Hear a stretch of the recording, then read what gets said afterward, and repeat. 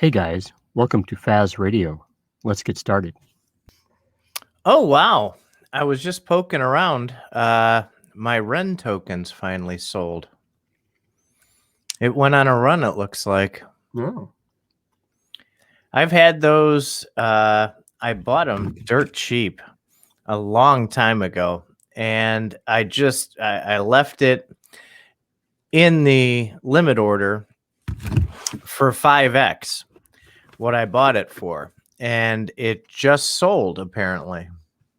I'm keeping my Ren tokens until further notice.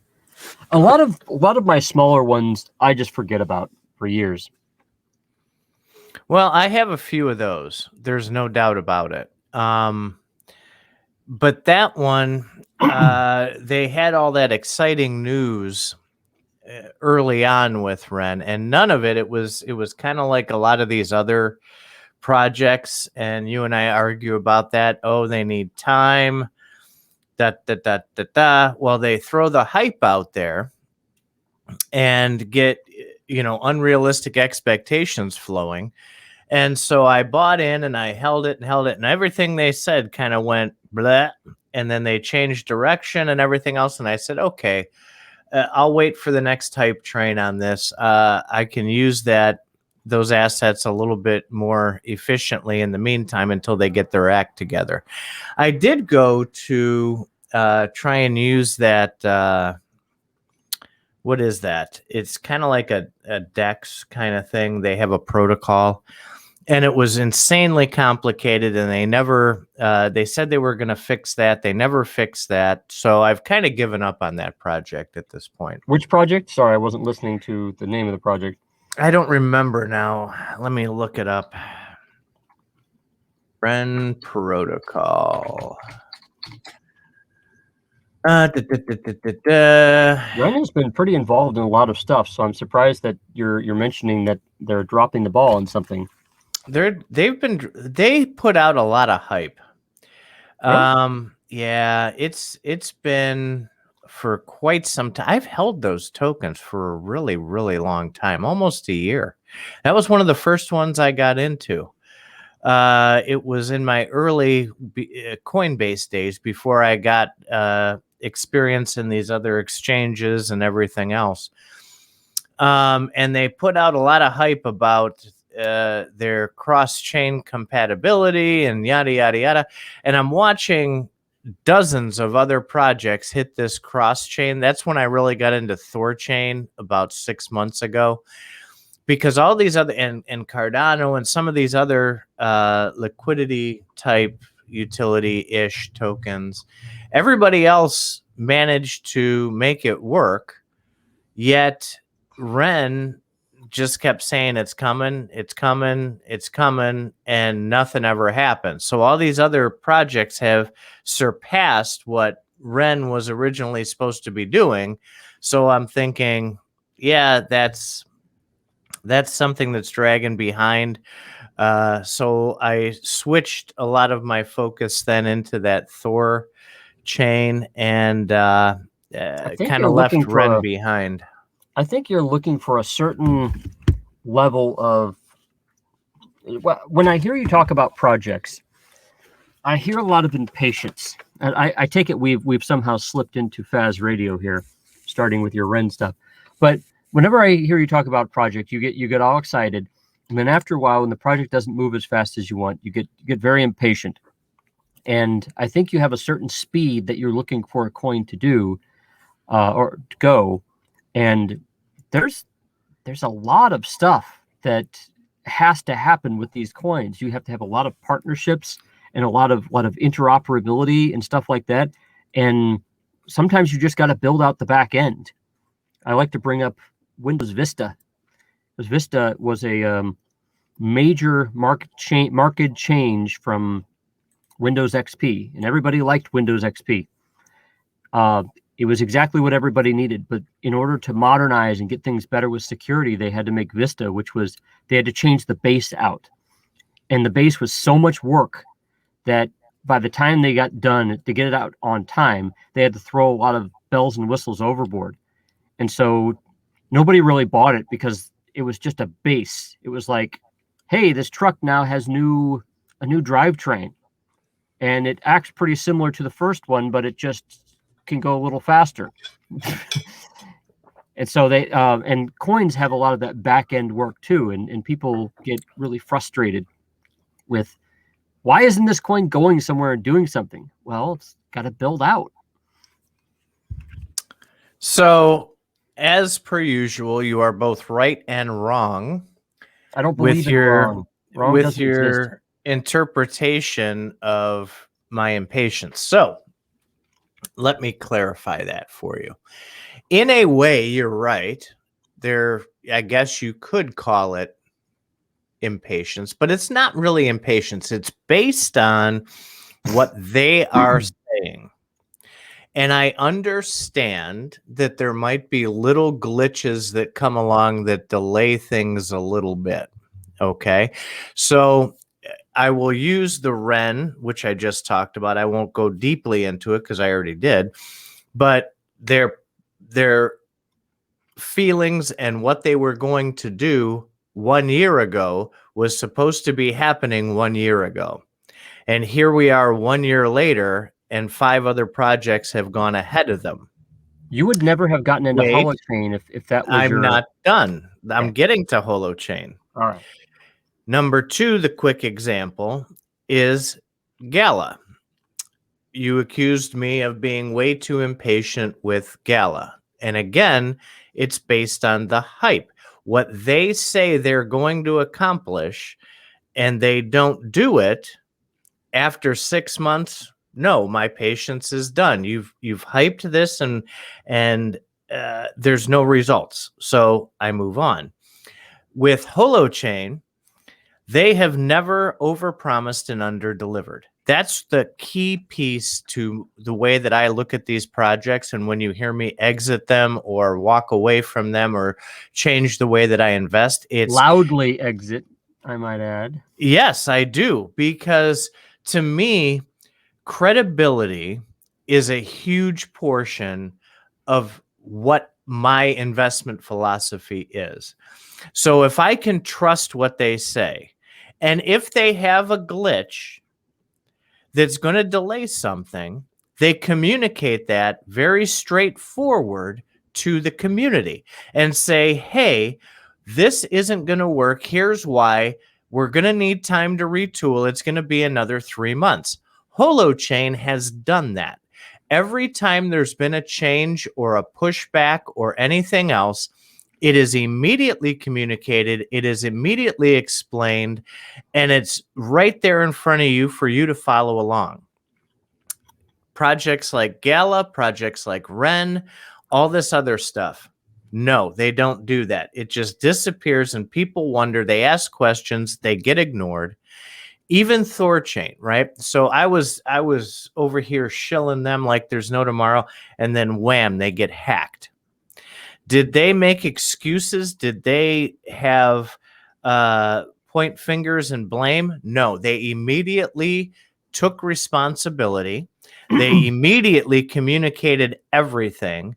They immediately decided to put out almost daily for a while, and now it's like weekly updates on what's going on. They blamed themselves. They even took the humility into saying, golly, we overhyped this and we didn't think about these things and we're really sorry. And they said, we will make you whole. Humility. And they are. they have, yeah, I don't know if that's a word, but we're going with it because people will understand it. So they did, and they made the people whole. They took out of their reserves everybody that got hurt by that and didn't get their assets back, and they made them whole. And as another layer to it, they're doing an airdrop now for those people who are active within their community. And so what's happening is they're going to be, I hate saying the word reimbursed, but they are going to show their appreciation for those who hung through all of this mess with them. And it's going to be huge. They're putting like $5 million into this. So I'm still with that Thorchain. I'm still with Holo. You notice the projects that I give up on, the difference that I just described between the projects that I stay with and the projects that I exit? Well, okay. You have a lot to unpack here. Something I think that you need to pay more attention to, this is my suggestion or recommendation, is to separate the technology and implementation from the marketing. You can have a good product with shitty marketing. You can have a shitty product with awesome, feel good, wonderful, rub your back marketing. You can have all sorts of stuff. You have to recognize the realities there. It just it you need to come up with a criteria to understand the product and the marketing, not just saying, well, they were humble. Well, yeah, that's going to make me feel good, and that's certainly going to make me want to invest more in their product. But if their product is shit, then eventually, if it's not going to make it, then they will just communicate that they feel bad with you as their product goes down the tubes. Now, I get what you're saying. It should be pretty obvious when other people are getting ahead of your product, and when you're getting behind. However, I have noticed a lot of projects, including ones that I've worked on, tend to hold things back until certain things are ready. Sometimes you see a project that's down and out. You're like, oh yeah, they're done for. And then all of a sudden they score this big like partnership with say Microsoft or Google, and you're like, how did you even? These guys were just going nowhere, and it's because they were holding things back and just going with what they had. Each company does this differently, so that's the challenge when buying crypto. Now, you mentioned the airdrops. They took responsibility, or they compensated people, or they rewarded us for our sticking with them through thick and thin. I don't think about that as much, because the reason you reward people is to keep them around, is to hold on to them. And for me, it's less about the feel good and more about the practicality. I'm personally not thinking of crypto as an investment, because I have no real ability. I have no legal right to enforce any of my use any of my holdings to get the company to do anything. I have a social right, maybe. I'd say maybe, because some projects will feel pretty indebted to you if you have like millions of their tokens. But I see airdrops to people as really, we've made a ton of money. We know that you really have looked to make money on this, and let's just throw you a bone to keep you happy. So, to be honest, I feel insulted when people do that. Oh, sure, I'll take it. But I feel insulted. I'm like, okay, look, you can't just show me a product that actually works. That's what I'd like to see. And yes, I am going to keep hammering on the fact that when you buy crypto, you're not investing. You're making a bet on something.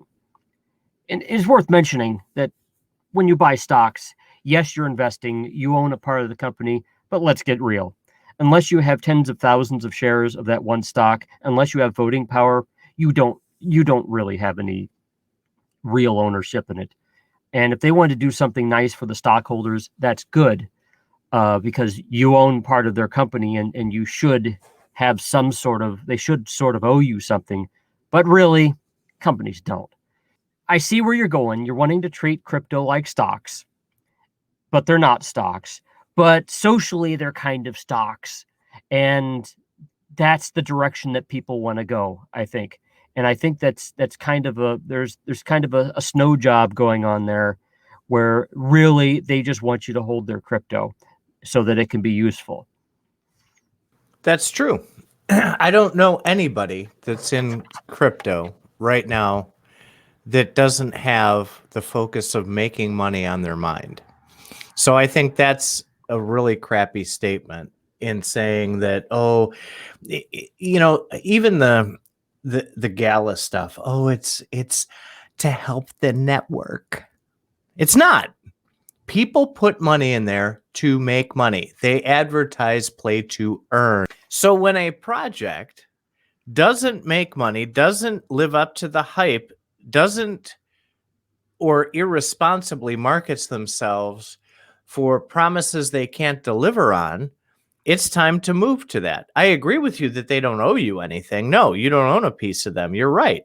But it's about taking what you have and making more money on it. I don't see you taking and pricing your zip bugs or pricing the Neverhood NFTs lower than you bought them because you just want to help people out. You do it, you flip them to make money. You sell your bugs to make money and get your art out there. I'm not trying to accuse you of being a money guy with those. I know you have a severe passion for your art. But the point of the matter is people also out there aren't going to buy your bugs solely to get your art out there and appreciate what a bug is. Remember, you need to give some of these topics an introduction for the people at playing the home game here. So I have bought a number of NFTs from Doug TeNaples' Neverhood Clay project on OpenSea, and I have my own NFT project called Zip Bugs. And I've certainly noticed with Doug TeNaples' Neverhood Clay project that there are people. Well, actually, the creator is deliberately pricing his new art below the floor, the purchase floor, so that he can get new people interested in buying them. A lot of people, including me, especially me, like the art from Neverhood Clay. And it's important to mention that the NFT world, where I don't want to compare the NFTs apples to apples with crypto because they're completely different. The NFT world is introducing the concept that, hey, artists actually get paid something for their work. So that's a little bit different than making a crypto that your company or product uses to get it going, and you want to distribute this crypto so that this application that you've made can be more functional. So there is a bit of a difference there. Getting back to the NFTs, yes, artists. It's so the base idea with NFTs are that artists get paid for their work, some real actual, what art should be worth. Because right now, I mean, I could draw a cartoon character and nobody would want it. I mean, but if I make an NFT out of it, more people are likely to want it. So NFTs are about artists getting their work, or the idea of NFTs, art NFTs, has been about artists getting their due, actual, what they deserve. People investing in NFTs is different than buying NFTs for art.